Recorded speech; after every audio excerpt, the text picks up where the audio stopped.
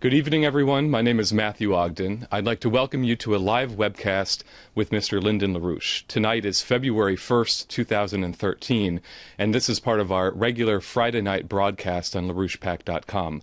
Tonight we will follow our usual format. Mr. LaRouche will make some opening remarks, which I can assure you will be very historic in their nature. And following that, we will have Jason Ross and Leandra Bernstein, who are joining us in the studio tonight to engage in a dialogue. So I'm proud to give you Mr. Lyndon LaRouche, and without any further ado.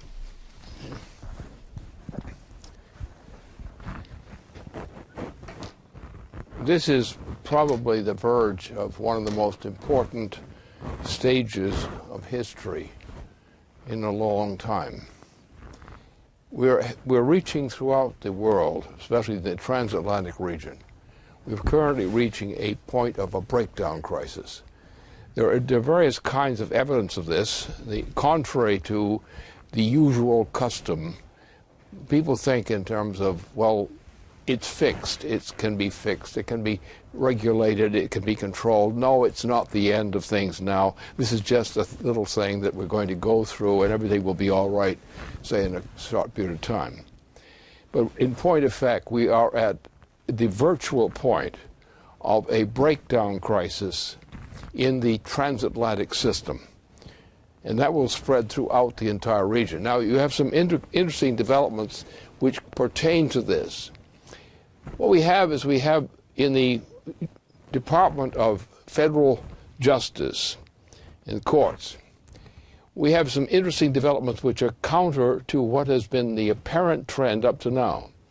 If you look at Europe in particular, you find that all of Europe, Western and Central Europe, is in a process of now near disintegration. If you just watch carefully the number of bank systems, for example, the Rothschild system, which controlled the Atlantic Ocean trade, is now in deep trouble. You get in terms, Spain is gone, Portugal is gone, Greece is gone, France is about in a terrible situation, Germany similarly. And the British system, as the Rothschild case indicates, is not far to go. So we're now at the point of a breakdown in the transatlantic region of the world economy. And other parts of the world are not exactly in glorified positions right now either. So the point is, what is the answer? If you take Wall Street, you take the current president of the United States, other factors, which are leading factors, not only Wall Street, but other things, you find that they are in a hopelessly strained breakdown condition. And yet they pretend, in large part, they pretend that they've got things under control, that the big fix is just around the corner, and everything is going to be worked out. You'll see, it will all work out. Some people will suffer, some people will lose. That happens all the time. But it doesn't really mean anything, you know, because we won't let it happen. We will get some more money in here. We'll steal from somebody. We'll get more money. That's all we need is more money. We're going to print more money. We won't even bother printing it. We'll tell you we printed it. And that's what's going on. Now you see a contrary tendency in terms of some of these federal courts. The federal court has acted as if it knew that this whole system was about to come down. And in point of fact, it is about to come down, unless a very radical kind of change is introduced. So people who think they've got the solution, people think they can tie on this, the people who think they can get money, they can survive. That's what they said in Germany in 1923. Print more money, print more money. And what did you get for printing more money? You got Adolf Hitler, who was already in the play then. And it was a straight run from then to 1923 into 1932, 33 odd. And then you had Hitler. But you were going to have it all along from the result of Versailles. So we're now in a situation where the key thing for us to consider is what changes, what for most people will be seen very radical changes in terms of the organization of the economic system and the financial system in particular. It's all going to happen very soon, unless somebody among us takes the steps which change that direction. Now, we can say on the one side that there's no hope for a recovery of the United States economy ever in our lifetime unless we install Glass-Steagall as we've defined it now. Without the immediate action to bring Glass-Steagall into play, we're on the verge of a general crash of the entire U.S. economy as well as the transatlantic economy at any time. There's nothing, there are no fundamentals out there which would indicate a contrary result. Now, the argument is, of course, that the certain financial institutions which know that we don't like them, we think they're a waste of money. We think they should be bankrupted because they are already bankrupt. They're not worth anything. And we're going back to the old-fashioned measure of what works and what doesn't work. They ain't worth nothing. They show a lot of cash, they show this and they show that, but they ain't nothing. And the whole system's about to crash. So what will stop the crash? And your problem is you've got to deal with these bankers, the crooked bankers. And if you don't put them under control and let them go through bankruptcy, take that whole system, the Wall Street system as it's called in the United States, which is really a British system. Ever since the time of Andrew Jackson, the British financial system has controlled the United States, with a few moments here and there where changes occurred. So what can we do?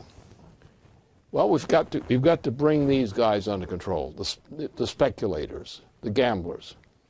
And the best thing to do is simply install Glass-Steagall immediately. That is an essential step without which, from my standpoint, there is no durable remedy for the present crash oncoming. None.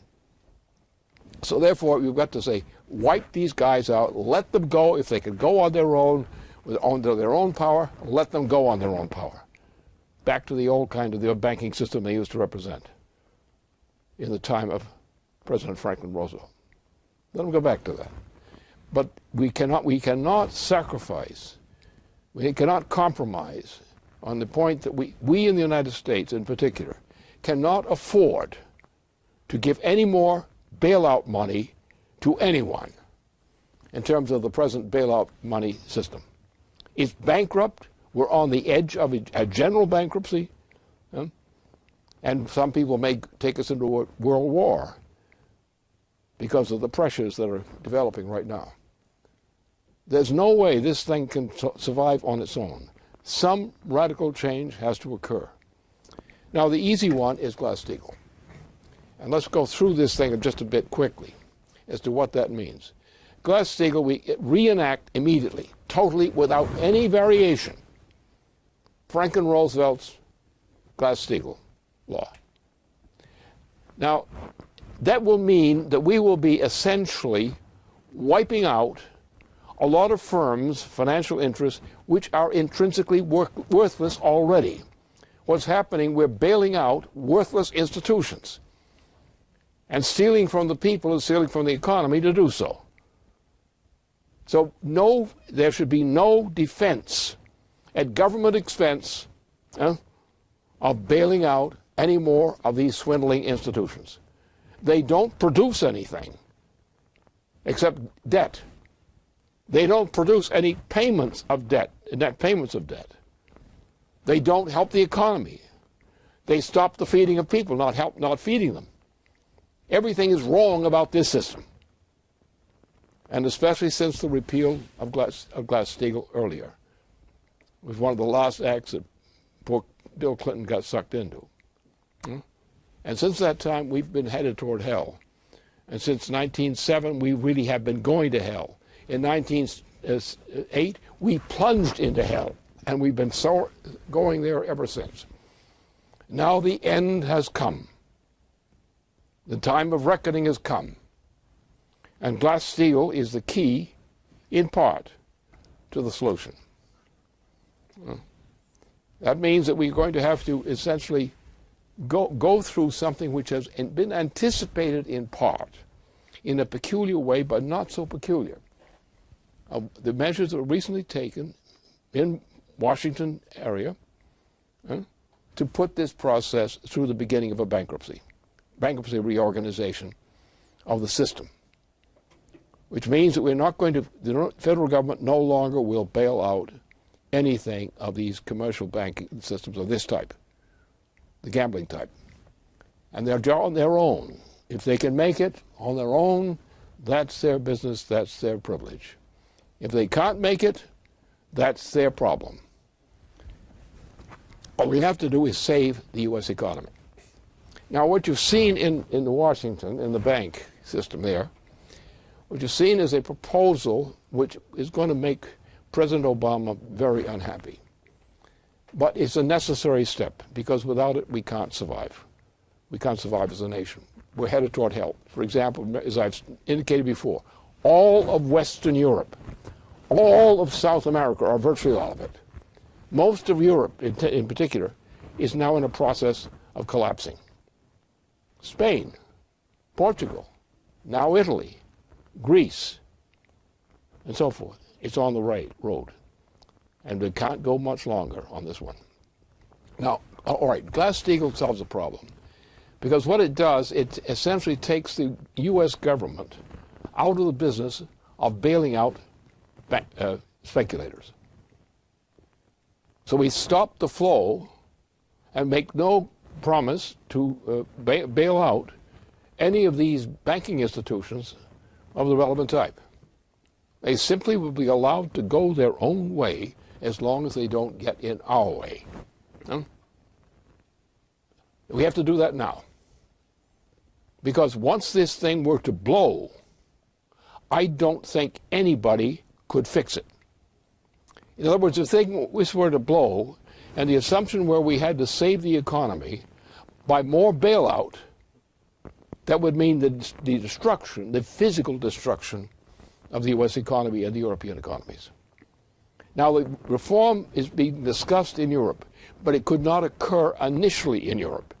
It could only occur initially from the United States, despite the current president of the United States, which would mean he would have to be put under control, even as president. And simply by enforcing some of our basic laws, that would do it. But the basic thing, we must have Glass-Steagall. Now, what that means, of course, is that we're going to restore the kind of banking system we had under Glass-Steagall originally. We're also going to institute other measures. Now, the problem here is this. We are so bankrupt, we as the United States and all the nations of Western Europe, take the case of the Rothschild interests. The Rothschild interests have gone under. So that aspect of the transatlantic region is no longer really a viable one. So what we are going to have to do in the United States, and everything that could happen to Europe, of benefit to Europe or some other places, will have to come from an initiative by the United States. Because only we have the built-in system which could do what has to be done right now. If we can save ourselves, we can then use what we're doing for ourselves to save nations of Europe and other places. But if we go the other way, we'll never make it. That means, therefore, we've got to go ahead with an immediate Glass-Steagall reform. But the Glass-Steagall reform has certain limitations of what it could do by itself. It will do exactly what it's defined to do, and anyone who says it's not true is simply stupid or a liar. One of the two. Glass-Steagall works. It's the only thing that does work right now. But it won't solve all your problems by itself. Why? Because after we clean up the banking system of the United States, there won't be much left for anyone to eat. You will have a banking system that works, but it will be very small in terms of its capabilities. Now, therefore, we're going to have to add another provision, which is not strange to our system. We're going to have to actually create a new kind of system, a credit system. A credit system uttered under the powers of the United States. And that credit system will then be used to create credit for production and for related things. So the federal government is going to create credit, and outer credit based on a supervisional process. We are going to say, is this worth investing in? Will this work? If it will work, okay. How long will it take for them to do this job on a credit system in order to come into a balance of their operations on their own books? If they can do that, and if the thing that they're proposing is useful for the United States government, under its credit powers to outer credit, should award credit under supervision to firms which will conduct things which we know are useful for the recovery of the U.S. economy and its improvement. This does mean the immediate installation of NWAPA, the water system. And this has several aspects which are highly relevant. First of all, we've been robbed and raped. Our western lands have been raped. The water levels have subsided. Why? Because what the farming and process and so forth was based on drawing down the reserves of water supply inside the system. Therefore, what happened is the land level subsided. The ability to grow crops economically subsided. And now we're into a general breakdown crisis. So therefore, we're going to have to have a water system, water management system, which coordinates with the need to be able to generate more production of food. So therefore, the one institution and project that can do that is NWAPA. By extending NWAPA as one of our credit projects, we can generate a tremendous number of jobs. We can begin to restore the productive potential of our agricultural system, especially in the mid areas, from the Mississippi essentially to the West Coast. And then we can do the same basis, we can rebuild an actually productive system. Now, what's happened recently is production has stopped, essentially. The growth of production has stopped. And therefore, we've replaced production by bailout. And bailout produces nothing. It drives us into hyperinflation, into bankruptcy. So therefore, we need a combination of several projects, federally backed projects specifically. One, a general projects for responding to the need for the application of credit to the actual physical growth of production and general welfare. We also need to deal with special cases like NWAPA, which is a major project, which will restore the physical potentiality of the western portion of the United States, Alaska, Canada, and also northern Mexico. This is going to be a big investment. It's going to be a Franklin Roosevelt-style investment, but on an even larger scale, because that's what's required. And by our doing that, we will then enter into agreements with other countries as across the Atlantic. And with these agreements, we will work on the same basis of building a transatlantic credit system like that we create for the United States. It will be theirs and ours. It will be their sovereign right. It will be ours.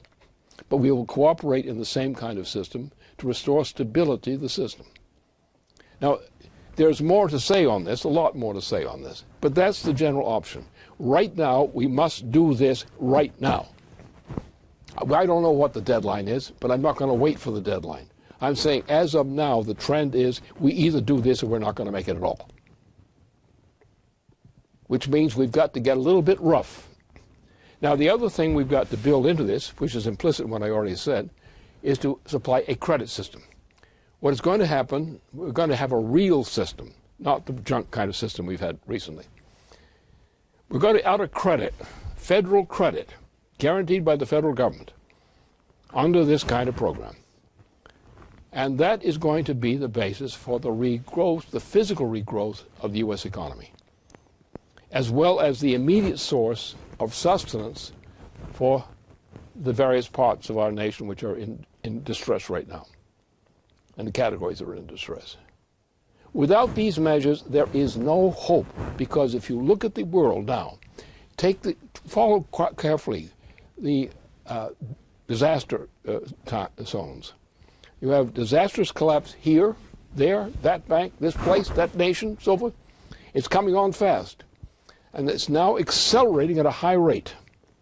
That doesn't tell you the exact date the collapse is going to occur, but it does tell you where you're going. And you're worse off and less capable of fighting the problem every day you don't do what has to be done. Either we stop this now, or we will go into a hopeless crash. Therefore, we must do this now. It's the first item on the agenda. If we put this on the agenda, we will be assured of an opportunity of surviving. If Europeans, in particular, European nations, decide to imitate what we're doing and cooperate with us, they too can be rescued, and so forth and so on. But that has to come now. We are running out of opportunity. We either do this immediately, or we pay the price. And it can be still a nuclear war caused by these circumstances, or it can be something else. But we are at the point where we're going to make a decision of this type based on the U.S. initiative behind a credit system, or we're not going to make it at all. We're just plain running out of time. There are no options. And you stop the last ounce of bailout Barney. He's shut down. He's shut off. Now, as of now, shut him down. He's a fraud. You can't afford frauds of that scale anymore. Shut him down. He's an idiot anyway.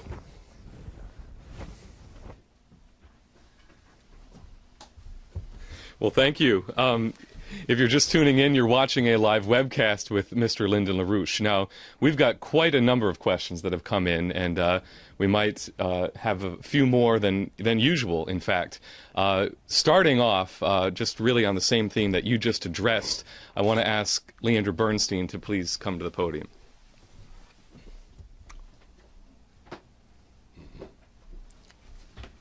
Thank you, Matthew.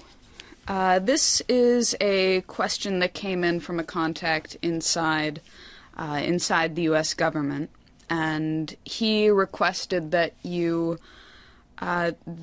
remark on the events of the past week, the news of the past week, because what's been happening makes clear that the real economy is in a complete free fall. The unemployment statistics came out this week. The fourth quarter growth in the United States was down unexpectedly to some. GDP is also in a free fall. You have 8.5 million people who have been dropped from the labor force since Obama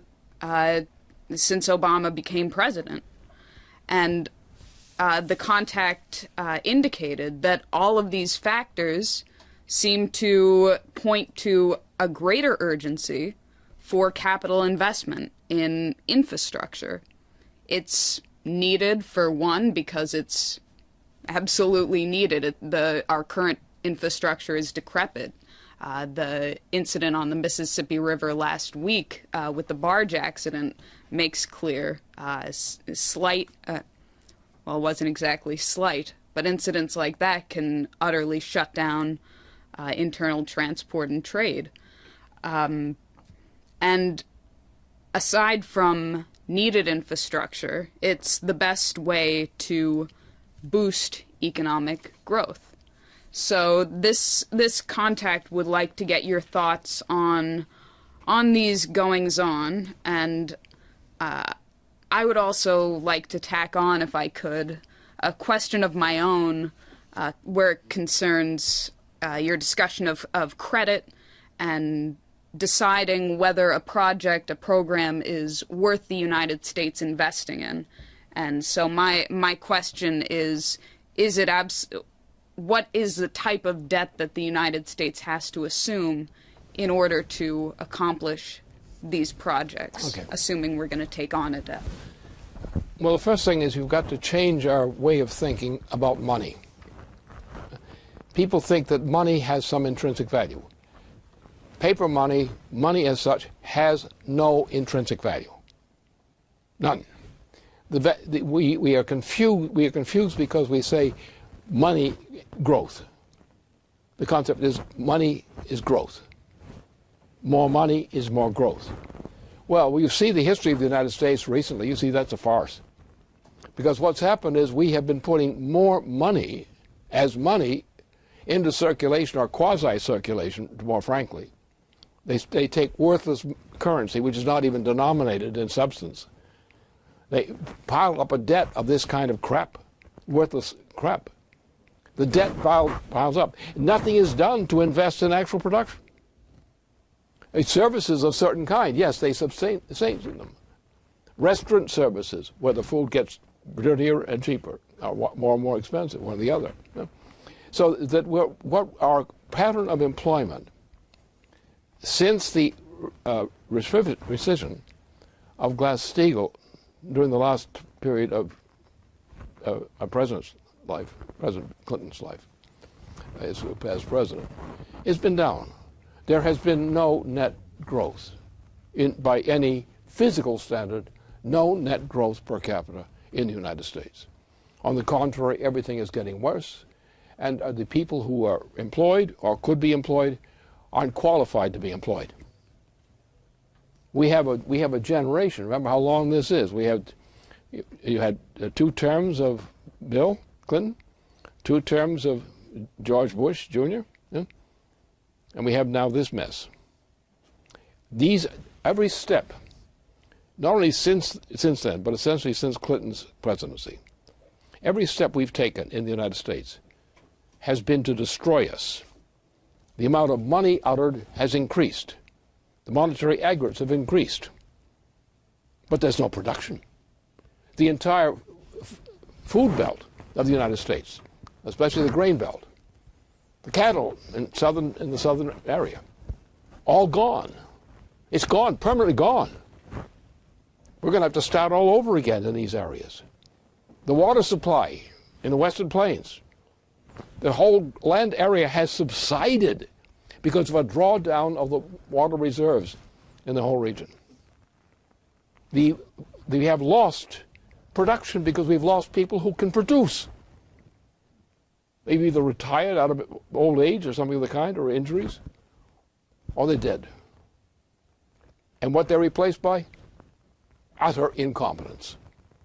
Most of our youth layer, 16 to 25 and so forth, is utterly, absolutely incompetent. They cannot produce real wealth. So what we're doing, we're building up the aggregate of money, both in pure gambling money, the bailout money, or shifting the composition of employment and income from production to fake work. And therefore, we've come to the point that we have to make an immediate turnaround. We're not going to look at this thing with, it's got to come up to the standard, the employment's got to come up to the standard. We don't have people who fit that standard. We cannot employ people who actually fit the standard required for employment. The drug problems, the killing problems, all these things, we have a degenerating population. The gun problem is not a problem. They're shooting the wrong people. Essentially, it's what it amounts to. You're getting people out there to kill each other. They don't want to produce anything. They don't want to be useful. They live in a fantasy. They have a right to live in a fantasy. If you don't give them money, they'll steal it. They don't have food, they'll steal it. If you get in their way, they'll kill you. And you have a population so demoralized that it engages in self-killing of people. They kill themselves. They decide to kill themselves. One nut goes crazy, pulls out some weapon of some kind, doesn't have to be a gun, and in various ways they begin to increase the homicide rate per capita. And the younger they get, the worse they get. So therefore, we've come to the time where we have to realize we have to measure things in terms of physical productivity per capita. We have to think of health care, because we have lunatics. Most of our young people are lunatics. They will show it sometimes and not show it at others. But they're already ripe to be a lunatic on any notice or any lack of notice. And that's happening. They don't want to work. They don't like the idea of working. They don't intend to work. They're just children running on into old age without finding the road to work in between. So this is an absolute disaster, and therefore you have to have very inspiring leadership under these conditions, and you have to have a government which is committed to do what is needed, not what some people think they want. We have to think about the net effect. We have a population, as we have in the transatlantic region also, for example. We have to meet the standard needed to support that population, the physical standard. And nothing else really counts unless you do that. Well, the other part of this problem is the way what happened since, shall we say, some people, some presidents, like Aaron Burr's crowd, which actually drained this. And we destroyed the United States. We destroyed its intention. We destroyed its principles. We got back something with Lincoln, and they shot him. The British did it. There's no doubt about that. The British created the whole problem in the United States, and we've lived through that. The British control the United States from the area of banking centered on New York City and going up to Boston, and they've dominated the United States from that standpoint ever since. We have not owned our own country. And the history is there. The facts are there. So that's what we've come to, and therefore we have to go with the concept of reconstructing, in a sense, our country. Reconstruct it to operate on a productive basis, a really productive basis, not a fake basis. We also have to realize that there are other things that we have to change in terms of commitment. We have to go to a productive society, not a make-work society. Make-work is nothing. The rate of increase of make-work, which produces net nothing, is growing higher. The productivity of people is collapsing. The classes of jobs that are productive are collapsing. So we need get this thing out of the kind of system that came with Aaron Burr's crowd. And that just shut it down, stopped it, and go back to what our Constitution specifies. Go back to the policies of Hamilton as under the Washington administration. We've never been fully on the right track since that time. We've had interims like Franklin Roosevelt, what was done by Lincoln, and a few other things, which were heroic things, and they were good. But we have not been committed to the kind of United States we had created under George Washington and Hamilton since that time. We've always been stumbling along. Sometimes we got lucky with a good president or some good other institutions. But in general, most of the time, we've been going to hell as a colony of the British Empire.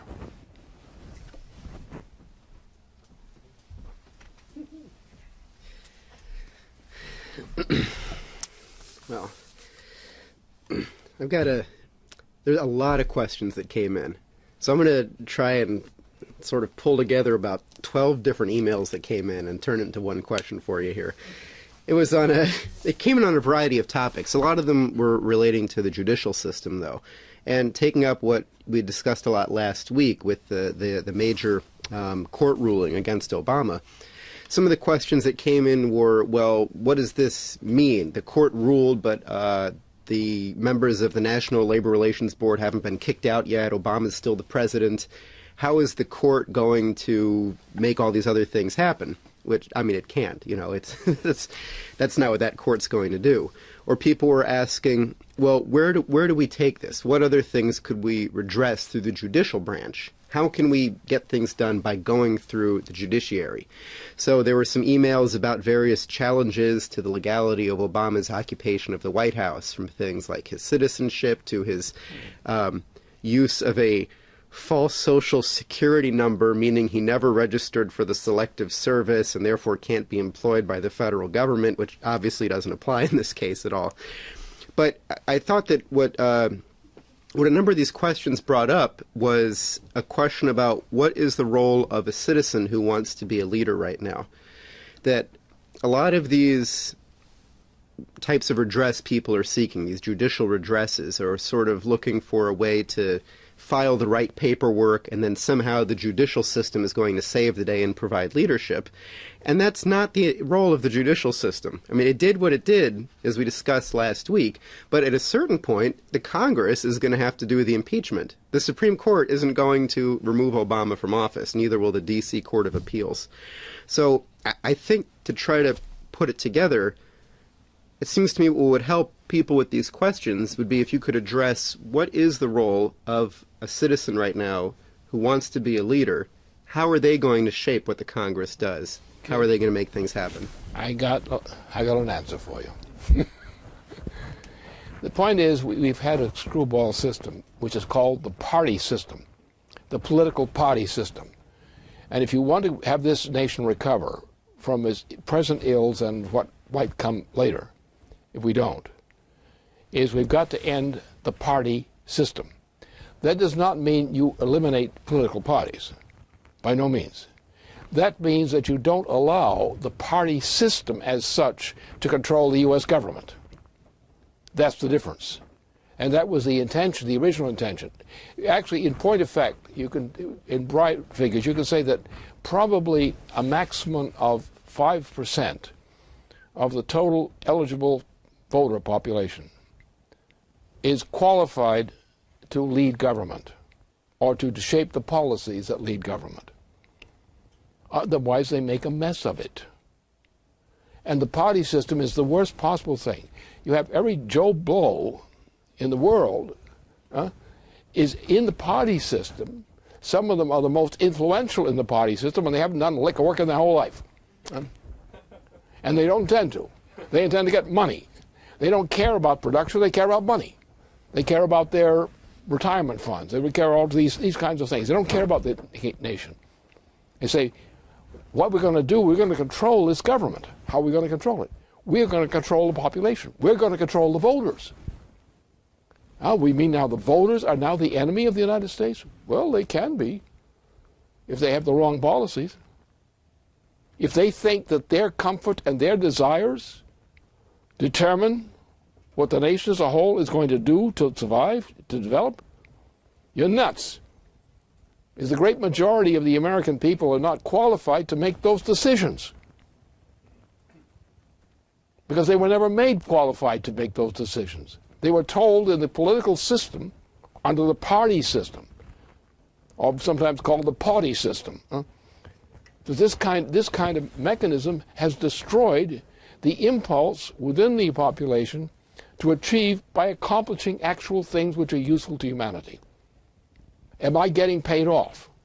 Am I getting this? Am I getting that? Buy me, buy me. It's a buy me. The Democratic Party is the buy me party. The Republican Party is the buy me party. What controls the government? The party system, or otherwise the party system. What you have to have is you have to have a real government, which is our Constitution provides, if we recognize that. And that means that the party system is not the standard of political decision-making. It cannot be. And we've been through it.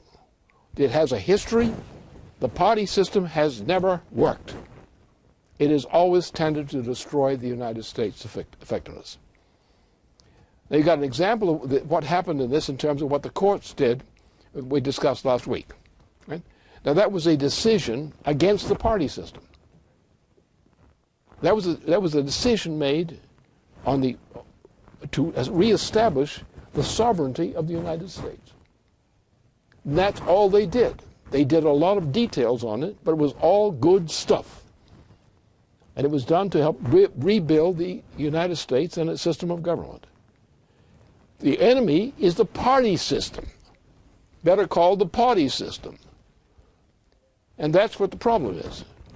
And we've got to restore our government as a constitutional government, in which the voter, yes, has the individual rights protected. Individual rights. Every individual is entitled to have certain rights. But you're not going to gang up with a bunch of ignorant people who've not been educated, who don't know how to work and don't want to work, or want to work in some silly way. They don't care. They want their graft. They want their payoff. I'm a politician. I own you. Why? I'm a politician. I own you. And therefore, I'm going to vote. Me and my friends, we're going to vote. And you're going to do as we tell you. That's the way it works. In other words, there's no standard of performance for politicians. There are some political leaders who have a moral standard of their own. And they will tend to act on the basis of what they consider the absolute. But most people in this country are ignorant of what it takes to be a leader in the interests of the nation. So it's better that we have a system in which the states have their role, in which they run the states as they're part of their role. But you don't want a national system, a national party system, better called a party system. And that's what has been our curse. Because there are only about 5% of the top intellectual layers in the United States who are actually capable of making and understanding policy. You sometimes get lucky, and you may go up to 15% of people who actually are seriously considered and have some competence in understanding what policy is. But we have presently a population, particularly the younger people today, who have absolutely no conception of what the policy requirements are of saving a nation. And nobody is trying to get them to do it, in general. So this defect, which in our system, has to be removed. Now, the way we do it practically, we have, as you saw in the case of some of these people representing the court system, and other groups of people, or the financial system, as well as the court system. And we've seen that they have come forward in pushing measures and reforms which are necessary. But they're encumbered by the fact that you've got a lot of other people who are party system people. And they are first concerned about buying their constituents with bribery of various kinds. They have no mission orientation. They're not responsive to what happens to the nation. That's not my problem, they say. That's not my problem. My problem, I got to get this. I got to get that. Our people need this. Our people need that. We have no time for your discussion. And we come to the point that the nation has to face the fact that it changes its behavior in this respect, or we're not going to have one. We're on the verge of losing everything. We're on the verge of the destruction of the nation. And if we keep up these dirty tricks of party politics, or party politics, we keep that up, we're not going to be here much longer. We're gone. And what you need is you have to understand you have to serve the interest of our people, the interest of our people, the life interest of our people. You've got to make sure that somebody is looking after them, is protecting them from swindlers and out of their own ignorance. So you need a system where you don't turn the whole nation's government over to a bunch of people who don't know what the hell they're doing. You want decisions made by people who are competent to make those decisions. And we had a system, our system of government, which we established under the influence of our president, first president, and the influence of his Treasury Secretary. Hamilton, they understood what to do. Most of our other presidents were incompetent. Jefferson was systemically incompetent. John Adams was intrinsically incompetent. It was a grouchy neighbor had something to do with that. But we had good presidents, but they didn't last very long in terms of those terms of office. They didn't.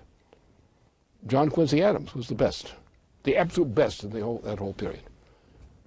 He was the man who took our country, which was then just a territory, with some areas which were occupied, and within the term of 4 years of his administration, he transformed this area of the United States, the whole area, its whole present area, excepting Alaska and Hawaii, which came on later. He established that area as the driver for the greatest nation that had ever been built on this planet. And most of that was accomplished, the foundation, the structure of that was done in 4 years under John Quincy Adams, and was prepared by his predecessors who made it possible for him to do that. And there's Jackson was the turning point, where we went over to become totally corrupt British fools. And therefore the party system is the greatest enemy of the United States. And it's the enemy within. Because it's the system of the corruption system, of the so-called party system. Yes, we recognize the parties. They have a right. They need representation. Let them have representation. But don't crush the processes which we require to actually get the job done. What happened to our industries? They're gone. Who did it? Popular opinion did it. They mean the people didn't want these jobs? No, they didn't know any better. They were going along to get along. The slogan of the Congress, go along to get along. Don't think about what you're doing, what you're accomplishing, or what you're destroying. And that's our problem. And we're coming to a point that in order to avoid destruction or dictatorship, one of the two, the party system, as we've known it before, must be radically reformed. And the party system as such must not be the power that determines the Congress's conscience.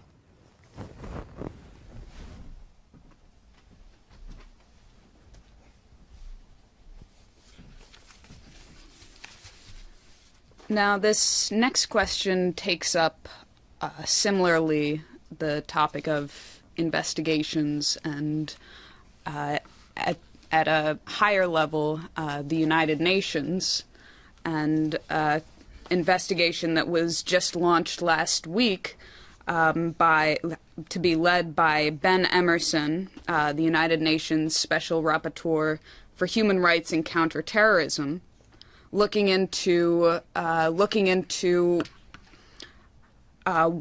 the whether the U.S. use of drone strikes constitutes war crimes. And about 2 weeks ago, when it was announced that John Brennan was going to be Obama's nominee for CIA director, the Ron Wyden of the Senate Intelligence Committee wrote a letter to Brennan demanding that he answer certain questions, including how much evidence does the president need to determine that a particular American can be lawfully killed? Does he give that American the opportunity to surrender before killing them? And this question was posed to the prospective CIA director, who his hearings will be this coming week. Now, to return to this UN investigation, it comes in a context where the United Nations Human Rights Commission just issued a report a couple days ago finding that Israel, their continued occupation of the West Bank, actually constitutes violation of international law, including war crimes. And now with the use of drones, this investigation by the Special Rapporteur Emerson would include use of drones by the United States, the United Kingdom, and Israel. And the issue, he says, is accountability. which is the central purpose of this report, presumably to be released at toward the end of this year, potentially October, November. But accountability is a central purpose. But at the same time, he states obviously the investigation has not been done yet, and he says, I haven't seen evidence that would enable me to conclude that there is a case that war crimes have been committed, although, of course, that is an issue we are going to be looking into. And obviously, the civilian casualties, which the Obama White House has denied has refused to take any accountability for. But here's the question. Presuming this investigation goes through, the results will be presented to the United Nations General Assembly. If it were found that war crimes were committed, it would be brought before the permanent members, of which the United States is one with veto power. So I'd like you to address this possibility, but also really a mafia factor in these types of investigations, where generally when you go through a process of unearthing where the bodies are buried, more bodies tend to be buried in the process. So this is a serious investigation. War crimes have already been implicated for Israel in the case of the West Bank, and war crimes are currently on the table for the United States, the President of the United States, for his use of drone attacks. So if you would please address that. Well, if you look at it objectively, because when these measures are taken and proposed, they don't tell the truth. They try to create a pretext which covers over what the real issue is. For example, the case of Adolf Hitler. And there's no difference in terms of criminality from the inception of the Hitler regime and the Obama regime. They both have had the same intention from the first year of their occupation of office. The first killing was the killing of the people who were considered the unnecessary people. And they were killed in the same way that Obama and his program prescribed killing. I referred this, to the first year of Obama in office, and indicated that what he was doing was the same thing that Adolf Hitler had done, and he was doing it. There is no difference between Obama in his first year of his life as president and that of Adolf Hitler. And it's gone in the same direction. Tony Blair is one of the worst mass murderers on the surface of this planet for the same reasons and similar reasons. So the question here is not of what right is or what the argument is. The question is it's being done because they want to do it. Not because they have a reason to do it. They invent a reason to do it. And then they just do it. And they tell you what they plan to do after they've done it. Huh? So this is criminal. And Tony Blair is one of the worst criminals on this planet. Look, for example, I was involved with some of the people in the British system on this question of going to a second war in the Middle East. And we were involved in it. I spoke on the thing in conjunction with some people from the British system, but they went ahead anyway. There was no basis for actually launching that war, which from the time it started, it was just recently terminated, and it made a general mess of the entire region. It was a fraudulent act by Tony Blair. Tony Blair is a murderer. He represents everything that's evil and foul in international politics. And yet he is the one who controls Obama. Obama is conducting the same kind of policies that Blair proposed in terms of health care, assassinations. killings. And who are the great heroes who do something about that?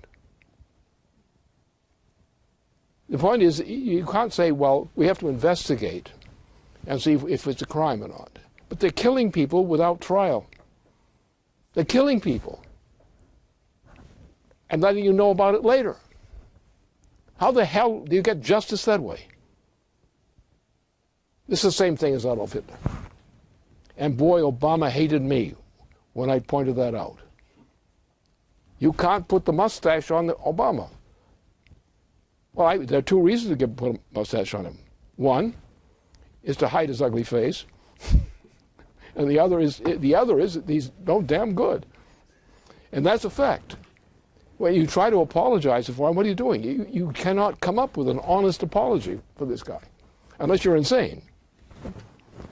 That we are in an insane society, and the fact is that we have no sovereignty, true sovereignty as a nation, because we allow a foreign clown to come in, Obama.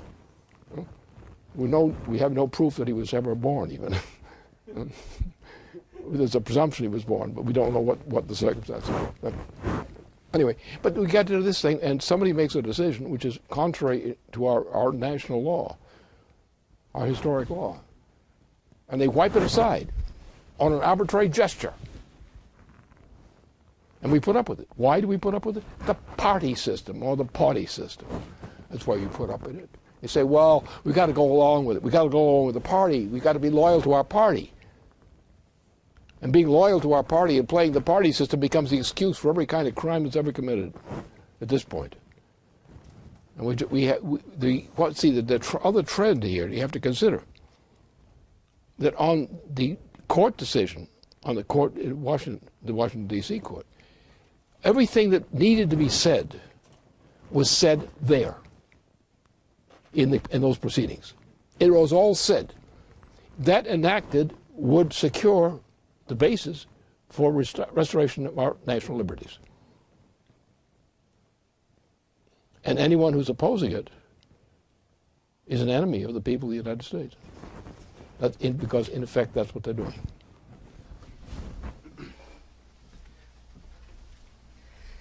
All right. Well, this will be the final question for tonight. And people definitely should. If you haven't read the ruling from the court, you should. It's a really wonderful ruling. I think from what you said before that people should also familiarize themselves with our material on Andrew Jackson to be re-potty trained. So this is 2013, and we can all celebrate the fact that the world didn't end as some Mayans may have thought last year. But 2013 is an important year, and I'm sure there's going to be more discussion on this over the next couple of months, because 30 years ago, on March 23rd, 1983, Ronald Reagan announced the offer of the Strategic Defense Initiative, which was your policy of collaborating with the Soviet Union to make nuclear weapons, in Reagan's words, impotent and obsolete. The policy was to replace mutually assured destruction with the much preferable mutually assured survival. Now, you had warned at the time that were it rejected by the Soviet Union, their economy would collapse in about 5 years, which indeed it did, coupled with the warning that if the West didn't change its economic policy, the same would be our fate eventually, which is what we're now facing. So today, your PAC are organizing around the policy of the SDE, the Strategic Defense of Earth, meaning a concept of using space and other technologies to defend mankind from threats from space, like asteroids and comets, as an opportunity for international cooperation and obviously a huge economic and science driver. So, this is I just wanted to read a couple of quotes recently about how things aren't going well right now with U.S.-Russia relations, in case anybody needs quotes to demonstrate that. Just earlier last month, the secretary of the Russian Security Council was in Beijing for discussions where he talked with the Chinese about their shared concern about U.S. plans to build basically this global missile defense system, including the new radar planned being built in Japan. At the same time, actually just last week, Prime Minister Medvedev spoke about his concern about the U.S.'s inflexibility about the European and other missile defense systems. Medvedev said that we clearly understand that if we do not have guarantees, such as the pairing of our programs, the U.S. and the Russian, this means that missile defense could also work against the Russian nuclear arsenal. What does this mean? This means that the parity, which we recorded with Obama by signing the New START Treaty, is being cracked, because missile defense is a direct continuation of nuclear offensive capability, of combat nuclear weapons. So we've got a similar situation today where there's a threat of nuclear confrontation. There's the potential to diffuse that, as well as defending ourselves from a greater threat from beyond our planet, and have an incredible science driver in the process. Now, Obama isn't Ronald Reagan. So how are we going to take advantage of this opportunity? What do you see as this being possible for us? Okay. Well, the dimensions of the question are rather large, as you know you are aware.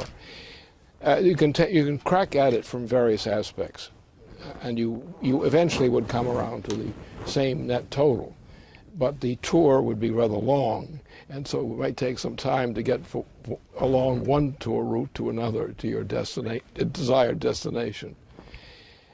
The fact is that the use of thermonuclear warfare, not just weapons, but warfare, the use of that kind of warfare has reached a point where any use of that means of warfare by especially major nations, major powers, ensures the virtual extinction of the human species.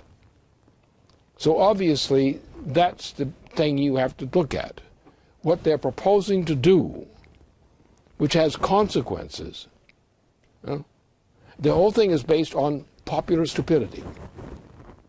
See, the assumption is you come to the idea of this kind of threatened warfare, and threatened warfare is the basis for actual warfare.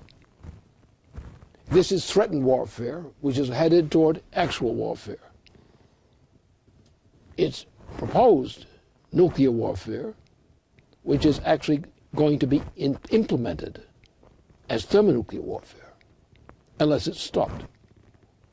Because the process now is in that direction and only that direction. Now, the problem with the other side of the problem is most people in the world today are pretty stupid when it comes to forecasting. Because they have the belief, which is a stupid belief, the belief that you cannot know the future. That's the essential principle on which they operate. We have to prevent things from happening, but we don't look at the future consequences of our deciding that should be the case. So we say we're building a defense system, but it actually is an offense system. But they call it a defense system and argue that on the legalistic terms, it's only a defensive system. But the very nature of the operation is that of an offensive system. You cannot build the system without running into an offensive operation. And the offensive operation takes less than 1.5 hours to virtually destroy most of the human species. And what is being done now is moving in that precise direction. And that's the point. And the point is it gets back to the party system. The same thing. Saying, well, popular opinion. But popular opinion is made by stupid people. That's why they're called popular. Because they don't know any better. What they're doing is they're setting into motion general warfare. And the level of general warfare today is everything, but especially thermonuclear weapon systems. And if you get into a conflict between Russia and China on the one hand, and the United States and part of Europe on the other side, you are going to have a situation in which you may never have people coming back again. That's what they're playing with. They're playing on, I can bluff you better than you can bluff me. But what they're headed toward, because they have no ability to understand the future is the furthest thing from their mind. Their idea is what they can do. They're really like mafia. They have no consideration of reality. They should not be allowed to have really any power at all. People who represent that kind of thinking should not be empowered in government. But what you have so many stupid people. They weren't necessarily had to be stupid. We used to have an educational system which was not too bad, and some parts were good. We don't have a good system anymore at all. We have a few teachers who are still old enough to remember when there was an educational system. But the idea that you can answer this question in simplistic terms, you can't. You have to say, there's no way you can carve this thing out and separate the bad from the good. You can't do it. If you're going to go with this system, you're going to go all the way because you've set it up where everybody is going to have to go all the way. And if it goes, there won't be any people left to speak of. So what was being done by this president and by his accomplices in Europe in particular is the greatest crime ever plotted against mankind. And obviously, those people who do that cannot be trusted with government.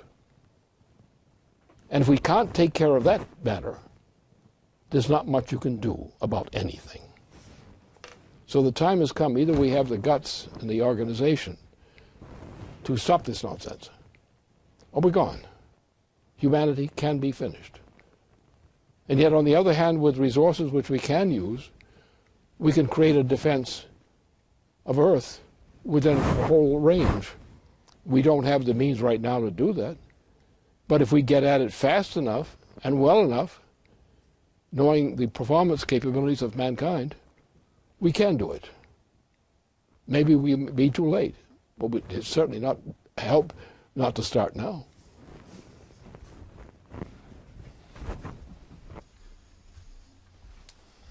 Well, I would say in conclusion, I think that a very good lesson of 1983 is that one person and a small handful of people recruiting the leaders of society, including the President of the United States himself and several top scientists, can change the course of history.